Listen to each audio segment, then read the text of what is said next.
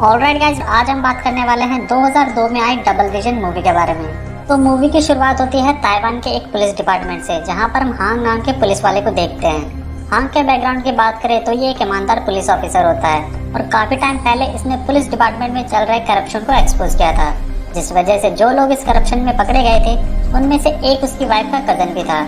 Jail से छूटने के बाद उसने हांग से बदला लेने के इरादे से उसकी बेटी को हॉस्टेज बना लेते, जिस कारण उसकी बेटी मरते मरते बचती है, क्योंकि गोली उसकी बेटी के सर को छूकर खुद उसको ही लग जाती है और वो मारा जाता है। और इस कारण अब उसकी बेटी हमेशा के लिए बोलना बंद कर देती है। हांग इस इंसिडेंट का जिम्मेदार खुद को मानता है और इसी कारण वो वापस घर जाना ही बंद कर देता है और रात को वहीं पर ऑफिस में सो जाया करता था। अब उसे याद भी नहीं कि लास्ट टाइम वो अपने घर कब गया था, जिस वजह से अब उसके और उसके वाइफ के बीच में काफी दूरियां आ चुकी थी। अब ना ही वो अपने दोस्तों के साथ पार्टीज करता था और ना ही उनके साथ अपना टाइम स्पेंड करता। उसके दोस्त भी अब उसे ज्यादा पसंद नहीं करते थे, सिवाय उसके एक करीबी दोस्त फैंग के। वो अपने फ्री टाइम में वहीं ऑफिस में चेस खेलता रहता था। अब अगला सीन हमें ताई फैंग केमिकल ग्रुप कंपनी के ऑफिस का दिखाया जाता है, जहाँ पर एक लेडी सेक्रेटरी बॉस के कैबिन को नॉक करती है, लेकिन कोई जवाब न मिलने पर वो ऐसे ही अंदर चली जाती है। पर अंदर पहुँचने पर वो देखती है कि उसका बॉस ऑलरेडी मर चुका है, जिसके बाद पुलिस वहाँ पर इन्वेस्टिगेशन के लिए आती है।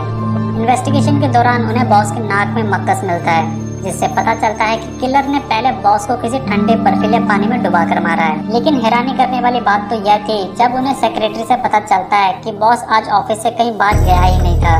इसके अलावा आज के दिन काफी गर्मी थी, पर इसके बावजूद बॉस को काफी ठंड लग रही थी, इसलिए उसने अपने सेक्रेटरी से ब्लैंकेट भी मंगवाया था। पर फिर भी उसे काफी ठंड लग रही थी, जिस वजह से उसने ऑफिस के सभी एसी को भी बंद करवा दिया था। अब फैंग को कुछ भी समझ नहीं आ रहा था कि इतनी गर्मी होने के बावजूद बॉस को आखिर ठंड कैसे लग रही थी, और अगर उसे ठंडे पानी में डुबाकर मारा भी है तो बॉस तो कहीं बाहर गया भी नहीं था। इसके अलावा अगर बॉस को उसके ही ऑफिस में डुबाकर मारा गया है तो किलर आखिर कैसे 17वें फ्लोर पर पानी से भरा हुआ कोई कंटेनर ला सकता है बिना किसी की नजरों में, और ना ही बॉस के ऑफिस रूम में उन्हें किसी भी तरह का कोई पानी या लिक्विड मिलता है। पर एक खास बात क्रोनर से पता चलती है कि बॉस के अंदर के लंग्स और बाकी के पार्ट्स जमे हुए थे, यानी कि किसी ने बॉस को बर्फीले पानी में डुबाकर ही मारा है। पर एक बात उलझाने वाली थी कि उसके लंग्स में किसी भी तरह का पानी नहीं मिलता, यहाँ तक कि एक बूंद भी नहीं। इसके अलावा उन्हें उसके ब्रेन में एक खास तरह का फंगस मिलता है, जो कि उसके नाक में भी मिला था। लेकिन इनके पास इतनी हाईटेक टेक्नोलॉजी नहीं थी कि फंगस के बारे में और कुछ पता लगा सके। अब सीन सीधा यूएसए में वर्जीनिया का दिखाया जाता है, जहां एफबीआई एकेडमी में एजेंट केविन, जो कि top most serial killer expert है, वो क्लास में एक अजीब केस के बारे में बात कर रहा होता है, जिसमें 1994 में उसे 9 लोगों की रहस्यमय तरीके से डेड बॉडी मिली थी। सभी डेड बॉडी जमीन पर उल्टी लेटी हुई थी। पर अजीब बात तो यह थी कि उन पर किसी भी तरह का मारपीट या बचने के लिए संघर्ष करने के कोई भी निशान नहीं थे। लेकिन और भी हैरान कर देने वाली बात तो यह थी कि उन सभी के चेहरों पर स्माइल थी, जैसे कि वो खुश थे मरने के लिए। अगला सीन वापस ताइवान का दिखाया जाता है, जहाँ पर एक अननोन लेडी अपने घर जा रही थी। घर पहुँचने पर वो सीधा नहाने के लिए चली जाती है, पर जब वो नहा रही होती है तभी उसके घर बिना किसी कारण आग लगना शुरू हो जाती है, और देखते ही देखते उसका पूरा घर जलना शुरू हो जाता है। जब वो लेडी नहाकर बाहर निकलती है तब अपने घर को जलता हुआ देखकर वो फौरन फायर डिपार्टमेंट को कॉल लगाती है, जिसके बाद वो अपने आप को बचाने के लिए जल्दी से घर के बाहर निकलती है। पर तभी दरवाजा खोलने पर और भी ज्यादा लपटें उसे जिंदा जला देती है, जिससे उसकी मौत हो जाती है। फैंग एक बार फिर अपनी टीम के साथ यहाँ इन्वेस्टिगेट करने आता है। पर अब एक चौंकाने वाली बात कि जिस घर को अभी हमने कुछ देर पहले जलते हुए देखा था, वहाँ अब ऐसा प्रतीत होता है कि जैसे कुछ हुआ ही नहीं। किसी भी तरह की आग या जलने का कोई भी निशान नहीं मिलता। इसके अलावा फैंग को पता चलता है कि मरने से पहले इस लड़की ने फायर डिपार्टमेंट को कॉल किया था और बताया था कि इसके घर में आग लगी हुई है। यहीं क्रोनर जब उस लड़की की बॉडी की जांच करती है तो पता चलता है कि उसकी मौत बहुत हाई टेम्परेचर पर जल जाने की वजह से हुई है। फैंग को एक बार फिर कुछ समझ नहीं आ रहा था कि आखिर लड़की की मौत जलने से कैसे हो सकती है, जबकि आसपास कोई भी जलने का निशान ही नहीं है। वहीं फायर डिपार्टमेंट का कहना है कि लड़की ने मरने से पहले खुद कॉल किया था और बताया था कि उसके घर में आग लगी हुई है। अब फैंग और क्रोनर अपने सीनियर को दोनों केस की रिपोर्ट्स देते हैं और बताते हैं कि ये दोनों ही केस एक दूसरे से जुड़े हुए हैं और दोनों का किलर एक ही है। पर साथ ही इनके पास किसी भी तरह का कोई जवाब नहीं होता कि आखिर उनकी मौत हुई कैसे, क्योंकि कंपनी के बॉस के केस में वो ठंडे पानी में डूबकर मरा, जबकि आसपास कहीं भी पानी ही नहीं था। वहीं दूसरी और लेडी के केस में वो जलकर मरी, पर वहाँ भी किसी तरह के जलने के कोई निशान ही नहीं थे। उनका बॉस अब उन्हें रिपोर्ट को बदलने को कहता है और बोलता है कि अपनी रिपोर्ट्स में मौत का कारण हार्ट अटैक बता दो, क्योंकि उनके पास ऑलरेडी कई सारे केस पेंडिंग पड़े होते हैं। दूसरी ओर हम हांग को देखते हैं, जहाँ पर उसकी वाइफ और उसकी बेटी उसके ऑफिस में मिलने आई होती है। क्योंकि हांग उस इंसिडेंट के बाद से बहुत कम घर आता था, उसकी वाइफ यहाँ उसे बताती है कि उसकी बेटी मई मई के टीचर्स उससे मिलना चाहते हैं, इसलिए तुम्हें उसके स्कूल जाना होगा। साथ ही वो उसके गंदे कपड़े धोने के लिए वापस घर ले जाती है। जब हांग मई मई के स्कूल में उसके टीचर से मिलता है तो पता चलता है कि उसकी बेटी ने दूसरे बच्चों के साथ झगड़ा किया हुआ था, जिसमें एक बच्चे की आंख पर गहरा स्क्रैच भी मार दिया था। उसकी टीचर्स हांग को कहती है कि उस पर बाकी सभी बच्चों की रिस्पॉन्सिबिलिटी है, इसलिए वो प्लीज़ अपनी बेटी को किसी स्पेशल स्कूल में डाल दे। जिसके बाद हांग मई मई को लेकर एक हॉस्पिटल में जाता है, जहां वो मई मई के डॉक्टर से मिलता है, क्योंकि उस इंसिडेंट की वजह से गोली उसके सर को छू कर निकली थी। साथ ही उसने बोलना भी बंद कर दिया था, जिस वजह से उसका यहाँ पर इलाज चल रहा था। वहीं इस और मई मई जो बाहर बैठी हुई थी, वो वहाँ से उठकर आसपास घूमना शुरू कर देती है और एक जगह पर पहुंच जाती है जहां पर इंसानों के अलग अलग पार्ट्स को संजो कर रखा हुआ था। यहीं पर एक छोटी बच्ची की बॉडी को भी जार में रखा हुआ होता है। पर गौर करने वाली बात यह थी कि उस बच्ची की आंखों में डबल विजन, यानी कि उसकी आंखों में दो पुतलियां थी। अब आप लोग इस बच्चे को ध्यान में रखना, क्योंकि आखिर में जाकर मूवी का प्लॉट इसी से कनेक्ट होगा। अगले सीन में हम एक चर्च को देखते हैं, जहाँ का पादरी रात को सोने से पहले एक बुक पढ़ रहा होता है और अचानक से उसके हाथों की अंगुलियों में बिना किसी कारण खून निकलना शुरू हो जाता है। इसके अलावा जब वो अपना पेट चेक करता है तो वहाँ भी एक बड़ा सा कट मारा हुआ होता है, जिसके बाद वो पादरी वहीं पर मर जाता है। अब चूंकि ये पादरी कोई मामूली आदमी नहीं था, क्योंकि अमेरिका से वेपन्स खरीदने में ये पादरी अहम भूमिका निभाता था, इसलिए इस बार ये केस इंटरनेशनल बन जाता है और इसी वजह से फैंग फौरन हांग को बुलाता है, क्योंकि वो एक फॉरेन अफेयर ऑफिसर था। पादरी की जब बॉडी चेक की जाती है तो पता चलता है कि किलर ने उसके पेट पर एक खास तरह का सिंबल बना दिया। साथ ही उसने उसकी चर्बी और अतड़ियां भी बाहर निकालकर उसे वापस सील दिया था। इसके अलावा एक और खास बात कि इसके भी नाक में वैसा ही फंगस मिलता है जैसा कि पहले के दोनों केस में मिला था, यानी कि अब तक के इन तीनों केस में जो किलर है वो एक ही है। ये बात मीडिया तक भी पहुंच जाती है, जिस वजह से फौरन एक FBI एजेंट को इस केस में मदद के लिए बुलाया जाता है, ताकि वो पादरी के मर्डरर का पता लगा सके, क्योंकि पादरी US ताइवान मिलिट्री ट्रेड में शामिल था और इसी वजह से यह पता लगाना जरूरी था कि आखिर इसकी मौत के पीछे कौन लोग हैं। जिस FBI एजेंट को इस केस में मदद के लिए बुलाया जाता है वो कोई और नहीं बल्कि केविन होता है। प्रॉब्लम ये होती है कि केविन इंग्लिश बोलता था और किसी को भी यहाँ इंग्लिश नहीं आती थी सिवाय हांग के, इसलिए हांग को केविन का पार्टनर बना दिया जाता है ताकि वो केविन को ट्रांसलेशन में मदद कर सके। लेकिन कोई भी केविन की मदद के लिए तैयार नहीं होता, क्योंकि अब सबको लगता था कि इन मर्डर्स के पीछे कोई किलर नहीं बल्कि कोई स्पिरिट है जिसने इन सभी को मारा है। यहाँ तक कि वो लोग अपनी अपनी सेफ्टी के लिए एक झाड़ फूका टाइप का लॉकेट भी अपने साथ रखना शुरू कर देते हैं। इवन हांग को भी यही लगता था कि कोई आत्मा है जो ये सब कर रही है, लेकिन केविन इन चीजों पर बिलीव नहीं करता था और वो हांग के साथ उसी चर्च के लिए निकल जाता है जहाँ पर उस पादरी की मौत हुई थी। वहाँ चेक करने पर केविन को वहाँ लगे AC में एक छोटी सी मेटल बॉल मिलती है और मजेदार बात ये कि ऐसी ही मेटल बॉल पिछले दोनों विक्टिम के केस में भी पड़ी मिली थी। आगे उस बॉल की जांच करने पर उस पर भी वही तरह का फंगस मिलता है जो तीनों विक्टिम की नाक और ब्रेन में मिला, पर अब भी इस फंगस के बारे में वो ज्यादा कुछ पता नहीं लगा पाते, क्योंकि इनके पास इतनी टेक्नोलॉजी नहीं थी। इसलिए वो इस फंगस के सैंपल अमेरिका भेज देते हैं ताकि इसके बारे में और कुछ पता लगा सके। अब फैंग हांग को समझा रहा होता है कि तुम्हें इस केस से दूर रहना चाहिए, क्योंकि इन केसेस में कोई इंसान नहीं बल्कि स्पिरिट इन्वॉल्व है और उसी ने उनको मारा है। पर हांग उसकी बात नहीं मानता और वहाँ से चला जाता है। दूसरी ओर हांग की वाइफ मई मई को लेकर उसके ऑफिस आई होती है, पर उस वक्त हांग वहाँ नहीं होता। जब केविन उसकी वाइफ से मिलता है तब उसे हांग की फैमिली में चल रहे प्रॉब्लम्स का पता चलता है और तभी हांग वहाँ आ जाता है, जिसके बाद केविन वहाँ से चला जाता है। उसके जाने के बाद हांग की वाइफ उसके सामने डाइवोर्स के पेपर्स रख देती है, क्योंकि हांग अब घर भी बहुत कम आता था। साथ ही वो उस पर और उसकी बेटी पर भी बिल्कुल ध्यान नहीं देता था, इसलिए वो अब उससे डाइवोर्स चाहते थे। लेकिन हांग अपनी वाइफ के जाने के बाद उन डाइवोर्स पेपर्स को कचरे में फेंक देता है। अगले दिन केविन और हांग एक विद्वान या यूँ कहें तो एक रिलीजियस पंडित से मिलते हैं। हालांकि केविन इन चीजों पर बिलीव नहीं करता था, पर हांग के कहने पर उसे उसके साथ चलना पड़ता है। यहाँ विद्वान के जरिए उन्हें पता चलता है कि जो सिंबल उन्हें प्रीस्ट के ऊपर गोदा हुआ मिला था, ठीक वैसा ही सिंबल काफी सालों पहले चाइना में मिले एक पुराने ताओइस्ट टेम्पल में भी मिला था। उस टेम्पल का नाम था ट्रू सीज टेम्पल और उसके अंदर उन्हें कुछ पुराने रेलिक और कार्विंग स्टोन्स भी मिले थे, पर उन्हें समझ पाना काफी मुश्किल था क्योंकि वो किसी पजल की तरह कोडेड थे। अब हम सीधा उसी ट्रू सेज टेम्पल को देखते हैं जो किसी कंपनी के बिल्डिंग के अंदर मौजूद होता है। तभी इस कंपनी में एक आदमी आता है और कंपनी के लोग उसे उसी टेम्पल में ले जाते हैं, जिसके बाद अब उसके सामने दो अननोन आदमी आकर खड़े हो जाते हैं। ये दोनों आदमी और इनके सभी लोग किसी टाइप के कल्ट से जुड़े हुए थे। उन दोनों आदमियों के लोग उस आदमी को जो अभी भी यहाँ आया था उसकी आंखों पर एक पट्टी बांध देते हैं। फिर उन दोनों आदमियों में से एक कुछ तो ऐसा करता है जिसके बाद वहाँ पर खड़े उसके जितने भी लोग थे वो सब उस आदमी के चारों तरफ घूमकर एक रिचुअल परफॉर्म करना शुरू कर देते हैं। तभी अचानक से पीछे खड़ा एक आदमी उस आदमी को चाकू मारकर मार डालता है। अब आखिर ये सभी लोग और वो दोनों अननोन आदमी कौन थे और इस टेम्पल का क्या राज है ये हमें अब कुछ देर में पता चलेगा। इधर हांग अभी भी ऑफिस में उसी टेम्पल के कार्विंग स्टोन्स की इमेजेस को देख रहा होता है और तभी उसे कुछ तो चमकता है कि जैसे कि वो पजल्स को सॉल्व करने में कामयाब हो गया हो। वो केविन को बताता है कि शायद जो भी किलर है वो असल में टेम्पल में की गई हजारों साल पहले की भविष्यवाणी को साबित करना चाहता है। वो किलर अपने विक्टिम को खुद नहीं ढूंढ रहा और ना ही उसकी उनसे कुछ पर्सनल दुश्मनी है।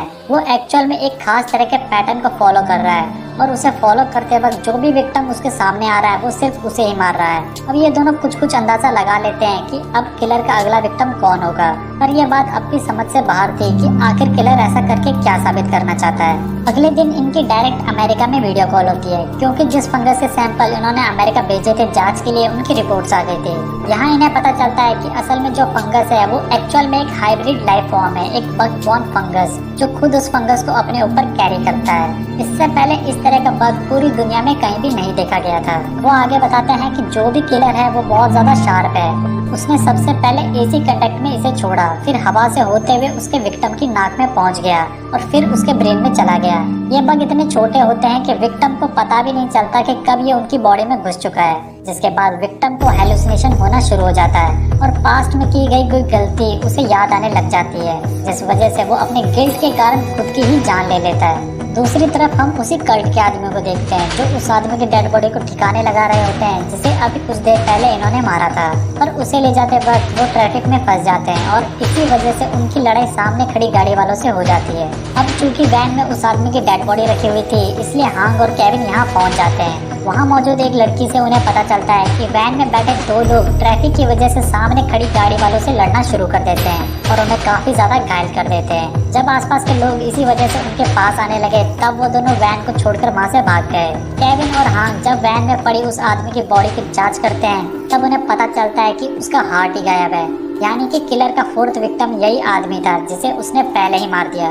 अब हांग वापस से एक बार फिर उसी विद्वान से मिलने जाता है जहां वो इस बार फोर्थ विक्टिम की डेड बॉडी के पिक्चर्स भी दिखाता है, लेकिन पिक्चर्स को देखने के बाद विद्वान शॉक हो जाता है और एक बड़ा खुलासा करता है और अब जाकर हमें मूवी का प्लॉट रिवील होता है। वो बताता है कि असल में जो किलर है वो इमॉर्टैलिटी पाना चाहता है, सीधी भाषा में कहूँ तो वो अमर होना चाहता है। विद्वान बताता है कि ताओइज्म थ्योरी के अनुसार 5 तरह के हेल होते हैं। सबसे पहला फ्रीज्ड हेल, दूसरा फायर हेल, तीसरा डिसइंवॉल्वमेंट हेल, चौथा हार्ट एक्सट्रैक्शन हेल और आखिरी है टंग रिमूवेबल हेल। कोई भी अगर इन 5 हेल को पास कर जाता है तो वो छठे लेवल में इमॉर्टल बन जाता है। किलर ने भी अपने सभी विक्टिम्स को इन्हीं 5 तरीकों से मारा है। सबसे पहले फ्रीज हेल जिसमें विक्टिम की बॉडी फ्रीज हो जाने की वजह से हुई, सेकंड फायर हेल जिसमें विक्टिम की मौत जलने से हुई, थर्ड डिसइंवॉल्वमेंट हेल जिसमें उसने विक्टिम की बॉडी के अंदर की सभी चर्बी और अतड़ियां बाहर निकाल दी, फोर्थ हार्ट एक्सट्रैक्शन हेल जिसमें उसने विक्टिम का हार्ट निकाल दिया और वहीं फिफ्थ टंग रिमूवेबल हेल जो अभी भी बाकी है।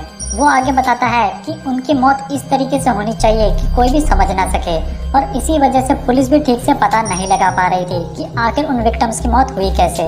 विद्वान यहाँ एक और बात बताता है कि हिस्ट्री के मुताबिक काफी सालों पहले वुंग शेंग जो कि सुंग डायनेस्टी से बिलोंग करता था उसने भी इसी इमॉर्टैलिटी को पाने के लिए काफी हाफ ह्यूमंस को मार दिया था। हाफ ह्यूमंस उन्हें कहते हैं जो ना ही इंसान होते हैं और ना ही गोस्ट। ये वो लोग होते हैं जिन्होंने पास्ट में कुछ बहुत बुरा काम किया हो। इसके अलावा इन हाफ ह्यूमंस को कोई भी इंसान नहीं देख सकता, सिर्फ वही लोग देख सकते हैं जो काफी बीमार हो और जिनकी आंखों में डबल विजन या यूं कहे कि जिनकी आंख में 2 पुतलियां हो।